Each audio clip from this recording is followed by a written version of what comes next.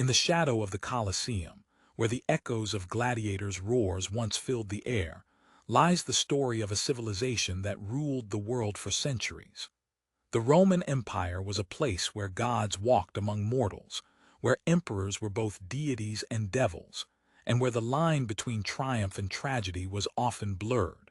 Today, we're diving into the heart of empire, where power, betrayal, and ambition collide in a tale that would put even the greatest dramas to shame. Rome was not built in a day, but when it rose with a vengeance. From its humble beginnings as a small Italian city-state to its meteoric rise as the epicenter of the known world, Rome was a force of nature. At its peak, the empire stretched from the misty isles of Britain to the scorching deserts of Egypt, a testament to human ingenuity and ambition. But with great power comes great cost, and the Roman Empire's story is as much about glory as it is about greed, lust, and bloodshed. One of the most fascinating tales from Rome's golden age is that of Julius Caesar, a man so driven by ambition that he rewrote the rules of Rome. Caesar's conquests expanded the empire beyond imagination, but his success bred resentment. The Senate, once his ally, grew fearful of his growing power. In a twist that would shock even the most hardened cynic, it was Caesar's own senators who stabbed him to death on the Ides of March. As he lay dying, Caesar uttered his infamous last words, /et tu, brute /, a question that still haunts us today. Caesar's death marked the end of the Republic and the birth of the empire. His adopted son, Octavian, would become Augustus, the first emperor of Rome. Augustus ruled with wisdom, bringing peace after decades of civil war. But his reign was not without its challenges. Augustus's personal life was a tangled web of scandal and heartbreak.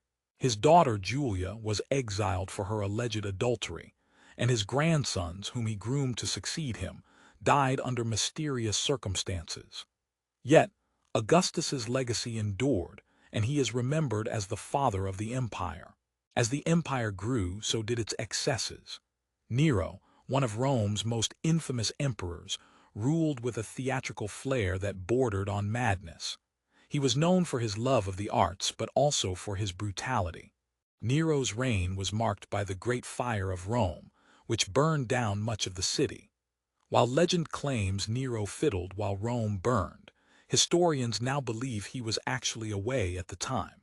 But what's undeniably true is that Nero used the fire as an excuse to build a lavish golden palace, a symbol of his megalomania. His reign ended in disgrace, and he took his own life as his enemies closed in. The Roman Empire's decline was as dramatic as its rise. As corruption and mismanagement plagued the imperial court, external pressures from barbarian tribes chipped away at its borders. The once mighty legions, the backbone of Rome's power, grew weaker and more unreliable. In 378 AD, the Battle of Adrianople was a humiliating defeat, and by the 5th century, the Western Empire had fallen to barbarian invasions. The Eastern Empire, known as the Byzantine Empire, would limp on for another 1,000 years, but the Rome we think of was gone. Yet, even in decline, Rome left us with an indelible legacy. Its laws, architecture, and governance shaped the modern world. The Roman Empire was a testament to human potential, both for good and ill.